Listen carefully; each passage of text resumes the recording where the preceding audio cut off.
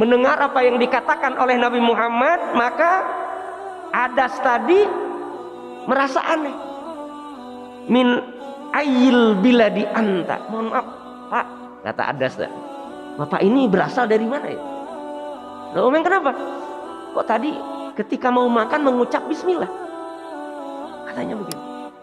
Loh, emang kenapa dengan ucapan bismillah tadi? Jamaah yang dimuliakan oleh Allah, untuk hasil yang maksimal dalam menyaksikan video ini dapat menggunakan headset, earphone, atau alat bantu dengar langsung lainnya. Sudah, mari kita saksikan. Bismillahirrahmanirrahim. Assalamualaikum warahmatullahi wabarakatuh. Bismillah, alhamdulillah, wassalatu wassalamu ala rasulillah, wala haula wala quwwata illa billah. Allahumma rabbi shrah li sadri wa yassir li amri wahlul 'uqdatam min lisani yafqahu qawli, amma ba'd. Hadratil kiram, para jamaah, para bapak, para ibu, alhamdulillah wa syukurillah, di kesempatan pagi hari ini kembali kita bisa berjumpa, bermuajahah, usai sama-sama melaksanakan sholat subuh secara berjamaah. Kita bermohon kepada Allah agar segala aktivitas yang kita kerjakan senantiasa diterima dan diridhoi oleh Allah Subhanahu wa taala. Amin ya Allah ya rabbal alamin. Ma'asyiral muslimin, Bapak Ibu jamaah yang berbahagia. Sebagaimana yang kita tahu bahwa di antara episode kehidupan Nabi Muhammad SAW tersebut ada satu momen yang itu masyhur, ya, yaitu yang dikenal dalam sejarah dengan sebutan Amul Huzn, tahun duka cita, tahun kesedihan Nabi besar Muhammad SAW. Tahun Amul Hazni ini menurut para sejarawan muslim, ya, seperti Ibnu Hisham dan lain sebagainya, itu terjadi pada tahun ke-10 kenabian, di mana pada tahun tersebut, ma'asyiral muslimin, Bapak Ibu jamaah yang berbahagia, wafatnya 2 orang yang menjadi supporter utama dakwah Nabi Muhammad SAW. Yang pertama yaitu wafatnya Sayyidatina Khadijah radhiyallahu anha. Kenapa wafatnya Sayyidatina Khadijah radhiyallahu anha itu disebut sebagai satu dari momen disebutnya Amul Hazni pada tahun 10 kenabian? Karena disebutkan bahwa hadirnya Sayyidatina Khadijah radhiyallahu anha itu sebagai salah satu di antara anugerah terbesar yang diterima oleh baginda Nabi Muhammad SAW. Karena dalam sejarah kita tahu, umpamanya dalam surat At-Tahrim ayat 10, Allah Subhanahu wa taala menyebutkan terkait dengan istri dari Nabi Nuh dan Nabi Lut, yang mereka berdua bukan hanya tidak menjadi supporter utama bagi dakwah para suaminya, namun justru malah menjadi penghambat dan penghalang utama bagi dakwah Nabi Nuh dan Nabi Lut. Kita lihat umpamanya, ma'asyiral muslimin, dalam surat At-Tahrim ayat 10, Allah Subhanahu wa taala berfirman, A'udzu billahi minasyaitonir rajim. Bismillahirrahmanirrahim. Daraballahu mathalan lilladzina kafaru imra'atan Nuhi wa imra'atan Lut. Allah Subhanahu wa taala sudah memberikan contoh kepada orang-orang kafir tentang istri dari Nabi Nuh dan istri dari Nabi Lut. Kanata tahta abdaini min ibadina sholihin. Keduanya berada dalam pengawasan kontrol kendali dari dua hamba kami yang soleh, Nabi Nuh dan Nabi Lut. Fakhonatahuma, namun apa yang terjadi? Ternyata istri Nabi Nuh yang dalam pemahaman para mufassirin itu diberi nama atau bernama Walihah, dan istri Nabi Lut yang namanya Waliah. Justru keduanya berkhianat kepada Nabi Nuh dan juga kepada Nabi Lut alaihi wassalam. Maka oleh karena itu, ma'asyiral muslimin, Bapak Ibu jamaah yang berbahagia, ini yang kemudian disebutkan bahwa kehadiran Sayyidatina Khadijah radhiyallahu anha di sisi baginda Nabi Muhammad sallallahu alaihi wasallam jelas termasuk anugerah terbesar yang diterima oleh baginda Nabi besar Muhammad sallallahu alaihi wasallam. Kenapa kita mengatakan seperti itu? Karena Sayyidatina Khadijah radhiyallahu anha itu disebut Siddiqatun Nisa. Beliau adalah perempuan pertama yang dengan mantap membenarkan dakwah agama yang dibawa oleh Nabi Muhammad sallallahu alaihi wasallam. Ketika baginda Rasul pulang dari Gua Hira dalam kondisi menggigil, penuh dengan ketakutan dan penuh dengan kecemasan yang luar biasa, pulang ke rumah berjumpa dengan istrinya Sayyidatina Khadijah. Maka pada saat itu justru posisi Sayyidatuna Khadijah yang mampu menenangkan suaminya dengan berkata, wallahi inna rabbaka la yuhzika. Demi Allah wahai Muhammad, sungguh Tuhanmu tidak akan mengecewakanmu, sungguh Tuhanmu tidak akan mencelakakanmu. Kenapa? Karena beliau tahu figur Kanjeng Nabi Muhammad itu kalau berbicara sodakta, idza tahaddasta sodakta. Kalau engkau bicara itu benar omonganmu. Tidak pernah berdusta, tidak pernah berbohong, tidak pernah memanipulasi dan lain sebagainya. Ya. Kemudian Kanjeng Nabi Muhammad itu diketahui perilakunya oleh Sayyidatuna Khadijah itu suka bersilaturahmi, menyambung persahabatan, menyambung persaudaraan dengan siapapun tanpa ada batasan dan tanpa ada kendala. Kemudian baginda Rasulullah sallallahu alaihi wasallam itu kalau tahu ada orang yang dikenalnya atau yang tidak dikenalnya sakit, maka beliau adalah orang pertama yang hadir untuk menjenguknya.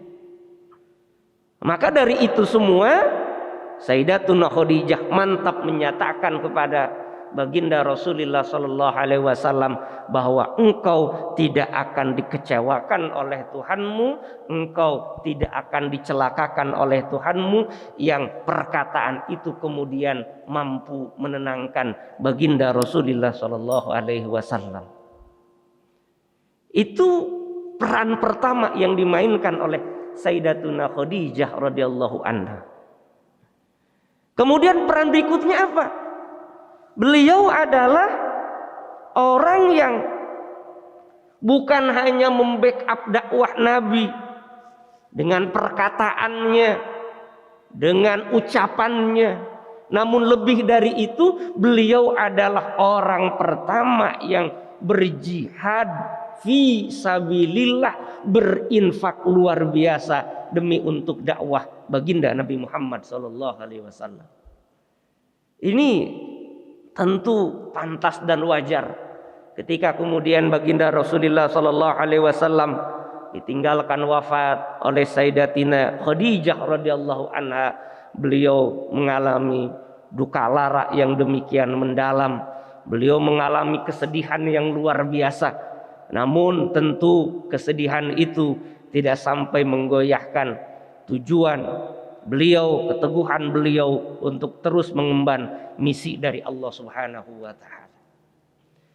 Dan di tahun yang bersamaan, ma'asyiral muslimin, jamaah yang berbahagia, Nabi Muhammad juga ditinggal oleh pamannya, Abu Thalib. Seorang paman yang kita tahu membela Nabi Muhammad. Meskipun yang dibela oleh Abu Thalib itu bukan dakwah Nabi Muhammad, namun yang dibela oleh Abu Thalib itu adalah figur pribadi Nabi Muhammad secara langsung, bukan terkait dengan dakwah. Maka pada saat hidupnya Abu Thalib, intimidasi kepada Nabi Muhammad itu masih berupa perilaku-perilaku yang nyinyir, ya, menyindir, membuli, tapi tidak sampai kepada tindakan fisik yang sekiranya akan mencelakakan Nabi Muhammad SAW. Kenapa itu terjadi? Ya, ini yang kemudian kenapa itu terjadi? Karena Abu Thalib itu yang menjadi pengganti ayahandanya Abdul Muthalib. Beliau menjadi pimpinan dari Bani Hashim yang ada di Makkah, yang mempunyai strata sosial yang tinggi sebagai orang-orang yang mengurusi Masjidil Haram khususnya, ya. Maka kemudian kita lihat, ma'asyiral muslimin, ada satu peristiwa yang dilaporkan oleh Ibnu Mas'ud radhiyallahu anhu. Ketika Abu Thalib sudah meninggal dunia, pada saat itu kata Ibnu Mas'ud, ya, ketika Nabi Muhammad sallallahu alaihi wasallam baina Rasulillah sallallahu alaihi wasallam yusalli indal bait. Ketika Nabi Muhammad sallallahu alaihi wasallam sedang sholat, ya, di Ka'bah, di depan Ka'bah, ya, di Masjidil Haram. Pada saat itu, meskipun kita tahu adanya kewajiban sholat 5 kali sehari semalam itu baru diberikan oleh Allah pada saat peristiwa Isra Mi'raj, sebenarnya Nabi Muhammad SAW itu sudah terbiasa mengerjakan sholat meskipun belum ada kewajiban mengerjakan sholat 5 kali sehari semalam. Sholatnya dikerjakan umumnya itu adalah 2 rakaat. Ya, ini cerita dari Ibnu Mas'ud. Ketika Nabi Muhammad sholat 2 rakaat di depan Ka'bah, wa Abu Jahlin wa ashabuhu julus. Saat itu ada Abu Jahal dan teman-temannya juga sedang kongkow nongkrong di depan Ka'bah, ya, di depan Ka'bah. Karena pada saat itu meskipun orang-orang kafir Quraisy tidak menyatakan iman Islam kepada Nabi Muhammad, namun mereka tetap memperlakukan Ka'bah itu sebagai satu tempat berkumpul mereka, ya, memperlakukan secara terhormat Ka'bah pada saat itu. Apa yang kemudian terjadi? Ya.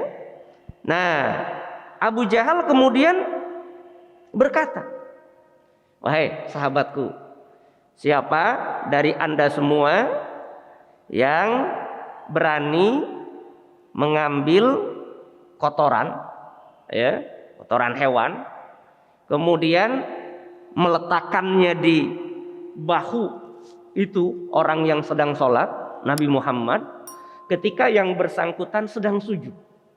Wow. Jadi ketika Nabi Muhammad sedang sujud, itu Abu Jahal berkata kepada teman-temannya, siapa di antara Anda yang berani ngambil kotoran hewan, kotoran unta, kemudian ditaruh di bahunya, punggungnya Muhammad yang waktu itu sedang dalam kondisi sedang bersujud. Ya. Apa yang terjadi? Betul.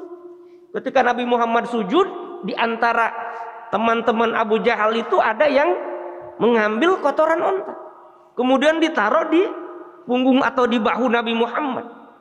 Setelah itu mereka tertawa-tawa, ya, memperhinakan, meremehkan, merendahkan Nabi Muhammad yang sedang sujud menghadap Allah Subhanahu wa taala.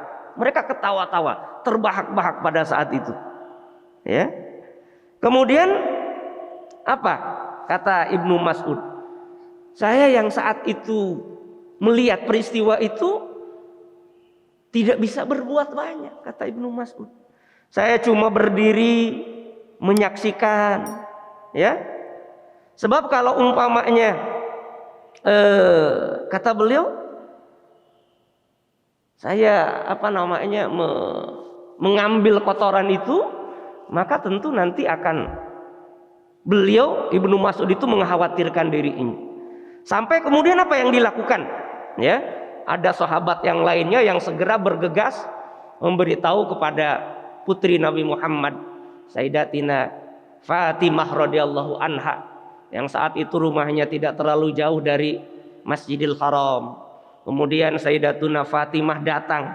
Ketika datang saat itu beliau dengan bergegas langsung mengambil kotoran unta yang diletakkan di bahu ayahandanya, ya, di ayahandanya. Saat itu setelah Rasulullah Shallallahu Alaihi Wasallam selesai mengerjakan sholatnya, maka beliau berdoa 3 kali dengan suara yang keras. Beliau berkata, Allahumma alaika bi Quraisyin, ya Allah, celakakanlah orang-orang Quraisy yang tadi itu. Beliau menyebutkan sampai Nabi Muhammad itu berdoa 3 kali, Allahumma alaika bi Quraisyin, Allahumma alaika bi Quraisyin. Kemudian doa yang berikutnya, Allahumma alaika bi Abi Jahlin bin Hisam. Disebutkan ada 7 orang termasuk Abu Jahal yang mereka aktor yang meremehkan, merendahkan Nabi Muhammad sallallahu alaihi wasallam pada saat itu, yang kemudian didoakan oleh Nabi Muhammad sallallahu alaihi wasallam sampai 3 kali berulang-ulang. Mendengar Nabi Muhammad berdoa sampai 3 kali tadi, apa yang kemudian terjadi? Orang-orang tadi, Abu Jahal dan kawan-kawannya langsung bergegas pergi meninggalkan Nabi Muhammad, dan kemudian ternyata diijabah oleh Allah Subhanahu wa taala.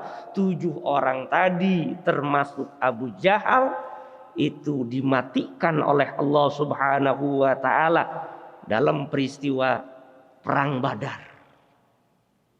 Ini ma'asyiral muslimin, Bapak Ibu jamaah yang berbahagia. Bahkan dalam redaksi yang lain, ketika Abu Thalib itu sudah meninggal dunia, itu ada seorang syafih, orang rendahan dari kaum Quraisy itu, yang berani meletakkan pasir, ya, yang ada di sekitaran Ka'bah itu kepada kepala Nabi Muhammad sallallahu alaihi wasallam. Kemudian baginda Rasul pulang ke rumah dalam kondisi kepalanya penuh dengan pasir. Masuk ke rumah dalam kondisi kepalanya penuh dengan pasir. Saat itu kemudian putri-putri baginda Rasul itu menangis, wahai ayah, sampai segininya mereka memperlakukan engkau wahai ayah. Apa kemudian jawaban baginda Rasul pada saat itu? Ya bunayya, innallaha mani'un abaka. Wahai anakku tersayang, wahai putriku, sabarlah. Ini hal yang disengaja oleh Allah untuk ayahmu. Ya, Allah menahan, ya, Allah menahan ayahmu untuk marah. Ini sudah menjadi ketentuan Allah Subhanahu wa taala. Sampai sedemikian rupa, ma'asyiral muslimin, jamaah yang berbahagia. Akibatnya apa? Kemudian kita lihat, ya. Akibatnya kemudian suasana sosial Nabi Muhammad sallallahu alaihi wasallam setelah wafatnya Sayyidatuna Khadijah dan meninggalnya Abu Thalib, ketika beliau masih ada di Makkah, itu menjadi suasana yang sangat tidak nyaman untuk beliau. Dakwah agama menjadi seolah-olah macet, Kesana susah, kesini susah. Karena orang-orang kafir Quraisy pada saat itu yang mereka banyak elitnya, itu memblokade dan lain sebagainya dakwah Nabi Muhammad sallallahu alaihi wasallam, sampai-sampai kemudian baginda Rasulullah sallallahu alaihi wasallam setelah itu, 1 tahun berikutnya setelah itu, beliau berangkat hijrah ke Taif yang ditempuh dalam perjalanan 50 mil waktu itu dari Makkah ke Taif. Bagaimana kondisi Rasul dan para sahabatnya yang berangkat ke Taif untuk hijrah itu?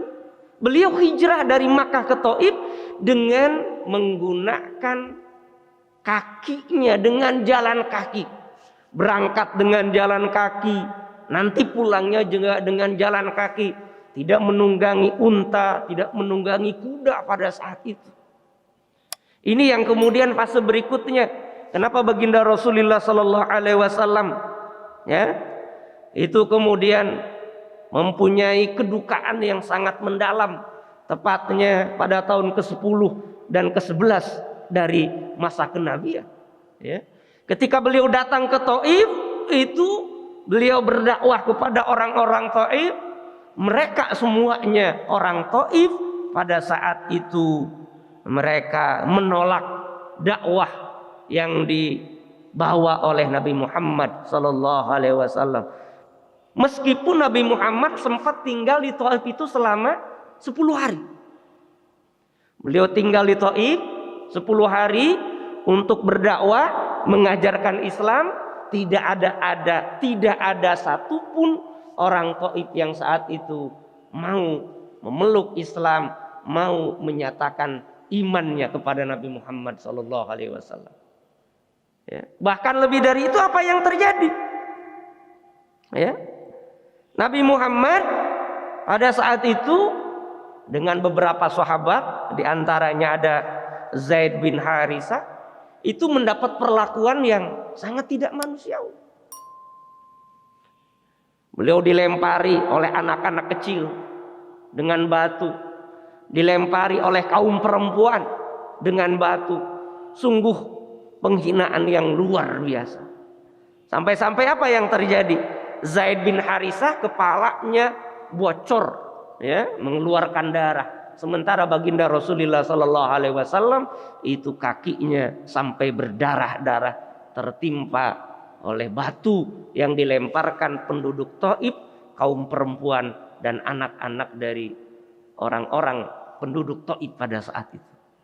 Sehingga jadi kita singkatnya ya, baginda Rasul kemudian berjalan dengan para sahabatnya mau kembali ke Mekah dari Taif dalam kondisi yang payah yang luar biasa ya. Sampai-sampai beliau kemudian mengadu kepada Allah di perkebunan, di salah satu perkebunan yang dimiliki oleh orang Makkah pada saat itu. Beliau berdoa kepada Allah. Doanya, Allahumma ilaika ashku do'fa quwwati. Ya Allah, kepadamu aku adukan kelemahan kekuatanku ya Allah. Ini menunjukkan bahwa baginda Rasul itu seorang nabi yang juga manusia biasa. Beliau mengadu kepada Allah Subhanahu wa taala ketika ditinggal wafat oleh istrinya, ditinggalkan oleh pamannya, hijrah ke Taif untuk membawa ajaran agama Islam, namun ditolak mentah-mentah oleh orang Taif pada saat itu. Bahkan diperlakukan dengan tidak manusiawi. Maka kemudian beliau berdoa kepada Allah, mengadu kepada Allah Subhanahu wa taala. Allahumma ya Allah, ilaika asku do'fa quwwati wa qillata hailati. Ya Allah, aku adukan kelemahanku kepadamu dan ketidakberdayaanku ya Allah. Wa hawani 'alan nas, dan aku dihinakan oleh manusia ya Allah. Anta arhamur rahimin, anta rabbul mustad'afin wa anta rabbi. Engkaulah wahai Allah, zat yang maha penyayang. Engkau adalah Tuhannya orang-orang yang terlemahkan. dan Engkau adalah Tuhanku, wahai Allah. Beliau berdoa kepada Allah, memohon kepada Allah dikala kondisi yang betul-betul berada dalam kesulitan. Sampai beliau berkata, kepada siapa lagi saya harus mengadu ya Allah? Ya, kepada yang jauh, orang-orang Taif tadi. Mereka justru mengancamku, melempari aku dengan batu. Kepada orang-orang Mekah, mereka yang justru mengendalikan kondisi sosial keseluruhan orang Mekah. Ya, in lam yakun biha ghadabun alayya fala ubali. Namun meskipun itu yang terjadi, seandainya Engkau tidak murka kepadaku ya Allah, saya tidak peduli, akan terus saya jalani misi kerasulan, kenabian ini wahai Allah. Kata Kanjeng Nabi Muhammad pada saat itu, ya, ghairu anna afiyataka hiya ausauli. Selain itu, saya pun berkeyakinan bahwa pertolonganmu itu sangatlah dimungkinkan, sangat luas untukku wahai Allah Subhanahu wa taala. Ma'asyiral muslimin, Bapak Ibu jamaah yang berbahagia, beliau terus bermunajat kepada Allah. A'udzu binuri wajhikal ladzi asraqat lahu zulumat. Saya berlindung dengan cahaya keriduanmu ya Allah yang menerangi kegelapan. Ya. Wasulhi alaihi amrud dunya wal akhirah. Dan kemaslahatan dunia dan akhirat itu juga bergantung kepada cahaya ridhomu ya Allah. Ayyuhilla ala ghadbika au ayanzila bi suhtaka. Ya, lahal utba hatta tardo wala haula wala quwata illa bika. Ini yang kemudian dipanjatkan oleh Nabi Muhammad sallallahu alaihi wasallam pada saat itu. Beliau betul-betul berdoa kepada Allah dalam kondisi yang luar biasa, under pressure. Ya. Maka kemudian apa? Saat itu kebetulan di kebun yang sempat ditinggali sebentar untuk singgah oleh Nabi Muhammad itu, ada yang punya kebunnya dan ada pegawainya satu orang. Ya. Yang bos kebun tadi, pemilik kebun tadi merasa tersentuh. Sampai kemudian dia nyuruh kepada salah seorang pegawainya itu untuk apa? Untuk itu dia berkata, kayaknya orang-orang itu dalam kesusahan yang luar biasa. Kamu tolong kasihkan sedikit makanan atau minuman untuk yang bersangkutan. Ya.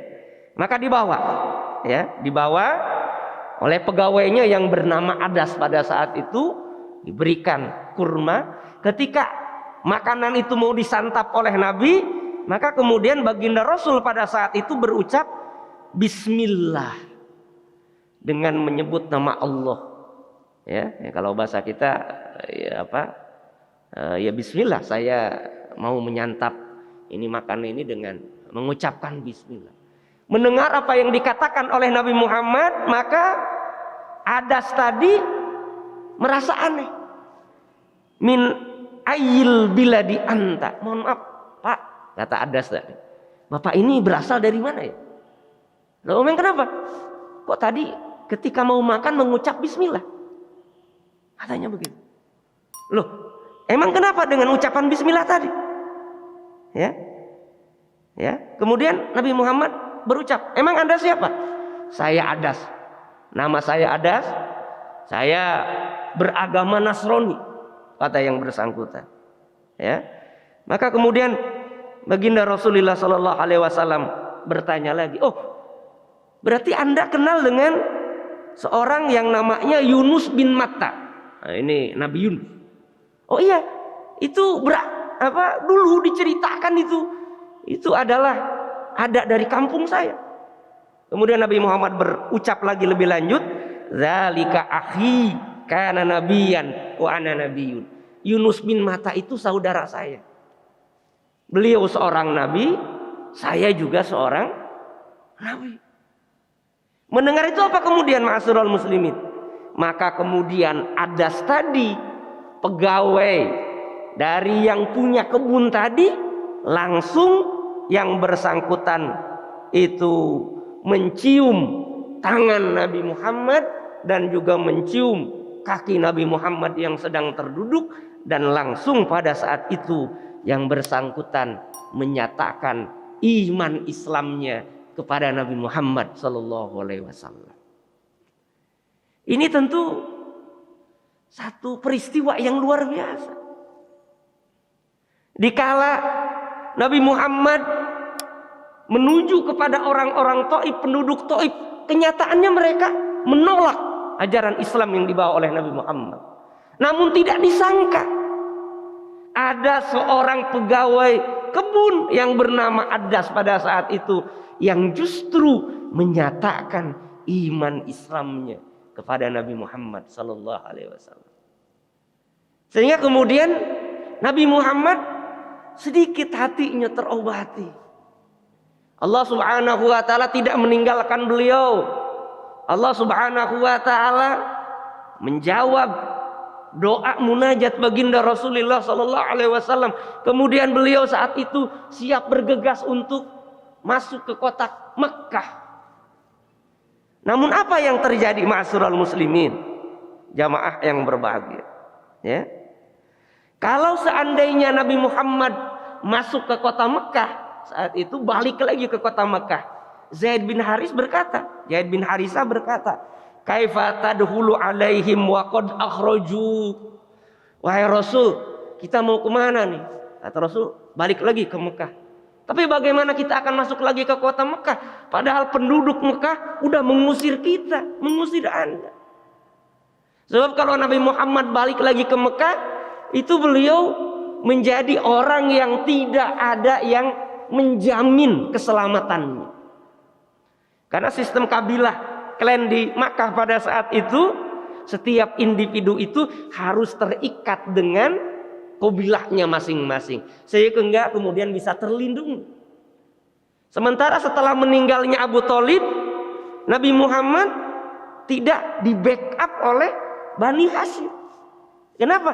Karena pemimpin Bani Hashim pada saat itu sudah beralih kepada Abu Lahab yang merupakan paman Nabi, tapi sangat tidak mendukung dakwah Nabi Muhammad sallallahu alaihi wasallam. Ini yang terjadi, ma'asyiral muslimin, Bapak Ibu jamaah yang berbahagia. Kemudian ya, baginda Rasulullah sallallahu alaihi wasallam itu meyakinkan menjumpai ada seorang elit Makkah, ya, yang bernama Mut'im bin Addi. Baginda Rasul meminta suaka kepada Mut'im bin Addi ini, walaupun yang bersangkutan orang yang belum menyatakan iman Islam, yang bersangkutan itu raqaqal buhulir Rasul, hatinya terenyuh melihat nasib Nabi Muhammad sallallahu alaihi wasallam. Namun beliau tidak menyatakan iman Islam. Beliau apa? Berjanji membawa Nabi Muhammad kembali ke depan Ka'bah dengan pasukannya, dengan keluarganya. Beliau kemudian berkata, Mut'im bin Adi ini kepada orang-orang Mekah pada saat itu, "Wahai kalian orang-orang Mekah, ketahuilah oleh kalian, mulai saat sekarang Muhammad itu ada dalam suakaku, ada dalam perlindunganku. Barang siapa yang berani macam-macam kepada Muhammad, maka dia berarti berhadapan dengan aku." Ini dilakukan oleh Mut'im bin Adi dengan pasukannya, dengan keluarganya, dengan para pegawainya, padahal yang bersangkutan belum menyatakan iman dan Islam. Sehingga dari saat itu Kanjeng Nabi Muhammad seolah kembali memperoleh suaka, perlindungan. Tidak terancam secara fisik oleh orang-orang kafir Quraisy pada saat itu. Ya, beliau tidak terancam. Kenapa? Karena ada Mut'im bin Adi yang memberikan suaka. Nah, oleh karena itu sampai-sampai kemudian kata baginda Rasulullah sallallahu alaihi wasallam, ketika terjadi perang perang Badar, banyak orang-orang kafir Quraisy yang itu tertawan, Nabi Muhammad kemudian berkata, seandainya di antara tawanan ini ada Mut'im bin Adi, niscaya akan aku lepaskan begitu saja, karena dulu dia sudah membantu baginda Rasulullah Sallallahu Alaihi Wasallam. Nah, oleh karena itu, ma'asyiral muslimin, Bapak Ibu jamaah yang berbahagia, ini yang kemudian menjadi background sosial yang boleh kita pahami, yang mengakibatkan terjadinya atau yang menjadi sebab peristiwa Isra Mi'raj Nabi besar Muhammad sallallahu alaihi wasallam, karena adanya background sosial yang sungguh luar biasa menimpa baginda Nabi Muhammad sallallahu alaihi wasallam. Ditinggalkan wafat oleh istri tercintanya, ditinggalkan oleh pamannya, berangkat ke Thaif mendapat perlakuan yang sangat tidak manusiawi, maka tentu sungguh baginda Rasulullah sallallahu alaihi wasallam agak sedikit tergoncang. Maka kemudian Allah Subhanahu wa taala sekira 1,5 tahun berikutnya itu kemudian baginda Rasulullah sallallahu alaihi wasallam diisra dan dimi'rajkan oleh Allah Subhanahu wa taala dalam rangka apa? Linuriyahu min ayatina, firman Allah dalam surat Al-Isra ayat 1, agar kami memperlihatkan kepada Muhammad sebagian dari tanda-tanda kekuasaan kami, agar Muhammad mantap lagi menyebarkan, memegangi risalah kenabian, ya, agar Nabi Muhammad lebih yakin lagi bahwa apapun yang terjadi di bumi ini itu sangat tidak sebanding dengan kekuasaan Allah Subhanahu wa taala. Sehingga kemudian ini setelah peristiwa Isra Mi'raj juga itu yang boleh dibilang apa namanya, yang menyebalkan itu ya Abu Jahal itu, ya. Tapi Nabi Muhammad tidak pernah gimana-gimana, ya. Ketika pulang dari peristiwa Isra Mi'raj sebelum subuh, ya, kemudian setelah subuh Nabi Muhammad itu sedang duduk tercenung di depan Ka'bah. Ini diriwayatkan oleh Imam Bukhari dari Anas bin Malik, beliau tercenung di depan Ka'bah. Saat itu beliau bingung. Kalau saya ceritakan Isra Mi'raj ini, khawatir orang-orang Makkah itu semakin mendustakan saya. Tapi itu peristiwa harus disampaikan. Beliau tercenung di depan Ka'bah. Tiba-tiba datang Abu Jahal. Hei, Mat, sedang apa? Kayaknya bingung nih. Iya, saya semalam diisrokan oleh Allah. Dari mana? Masjidil Aqsa. Dari Masjidil Aqsa. Kapan? Semalam. Iya, semalam. Pagi ini udah ada di sini lagi. Iya, udah ada di sini lagi. Wih, kata Abu Jahal apa? Wah, ini berita luar biasa, Muhammad. Mau nggak aku kumpulkan orang-orang agar mereka mendengar apa yang terjadi pada kamu? Ya. Motifnya apa? Abu Jahal itu ingin mempermalukan dan menghinakan Nabi Muhammad di hadapan masyarakat. Kata Nabi Muhammad apa? Oh iya, boleh, silakan. Kalau mau dikumpulkan. Penduduk Mekah kemudian dikumpulkan oleh Abu Jahal di Jabal Abi Kubais pada saat itu. Ya, setelah kumpul, Abu Jahal berkata, bapak-bapak, ibu-ibu semuanya dikumpulkan saat ini karena kita ingin mendapat cerita dari Muhammad. Silakan Muhammad, sampaikan apa yang kamu katakan kepada saya tadi pagi. Kata Nabi Muhammad, apa? Bapak-bapak, ibu-ibu semuanya, semalam saya diisra dan dimi'rajkan oleh Allah. Kemana? Kata mereka. Ke Masjidil Aqsa. Orang-orang yang dengar tadi langsung apa? Tepuk tangan, melecehkan, menghinakan. Ada yang geleng-geleng kepala. Kenapa? Ini Muhammad udah kelewatan halusinasinya. Kenapa? Karena dalam ukuran orang Arab dari Makkah ke Masjidil Aqsa, kalau menggunakan unta yang terbaik butuh perjalanan 40 hari lamanya. Kalau menggunakan kuda yang terbaik butuh perjalanan 30 hari lamanya dari Masjidil Haram sampai ke Masjidil Aqsa. Kalau pulang pergi berarti 60 sampai 80 hari. Nabi Muhammad berkata apa? Tadi malam udah bolak-balik.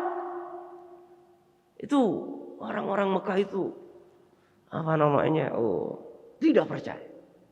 Ya.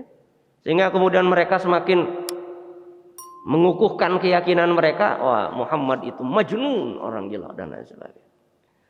Abu Jahal kemudian ingin semakin membenamkan Nabi Muhammad, dia berkata lagi, tenang Bapak Ibu, tenang. Coba Muhammad, sekarang angkat kaki kananmu. Wah, dia. Kemudian angkat kaki kirimu, ya tidak bisa. Jatuh. Semakin dipermalukan Nabi Muhammad sallallahu alaihi wasallam. Namun justru karena itu maka sejatinya Allah Subhanahu wa taala semakin mengokohkan kalbu Nabi Muhammad untuk terus menyebarkan Islam pada saat itu, dan kemudian Allah Subhanahu wa taala hingga pada ujungnya terutama saat Fathu Makkah itu mampu menaklukkan kota Makkah dan kemudian menjadikan Makkah yang menjadi tempat kelahiran Nabi Muhammad menjadi penuh dengan cahaya Islam. Alhamdulillah.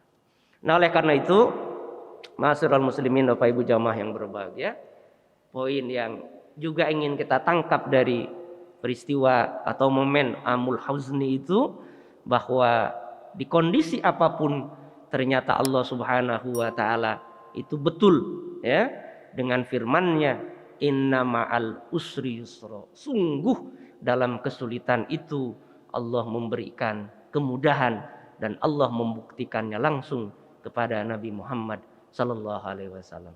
Demikian saya kira yang bisa disampaikan pada kesempatan pagi hari ini, ma'asyiral muslimin. Mudah-mudahan kita semakin cinta kepada Nabi Muhammad, mudah-mudahan kita semakin mantap untuk mensyiarkan ajaran agama Islam yang dibawa oleh Nabi Muhammad, dan mudah-mudahan menjadi cermin buat kita bahwa perjuangan itu tidak akan bisa ditempuh dengan berleha-leha dan bersantai-santai. Nyatanya Nabi Muhammad itu berdarah-darah dan lain sebagainya, dan itu justru yang akan dihitung, ditilai oleh Allah Subhanahu wa taala. Demikian akhirul kalam, wabillahi taufiq wal hidayah wa ridha wal inayah. Wassalamualaikum warahmatullahi wabarakatuh.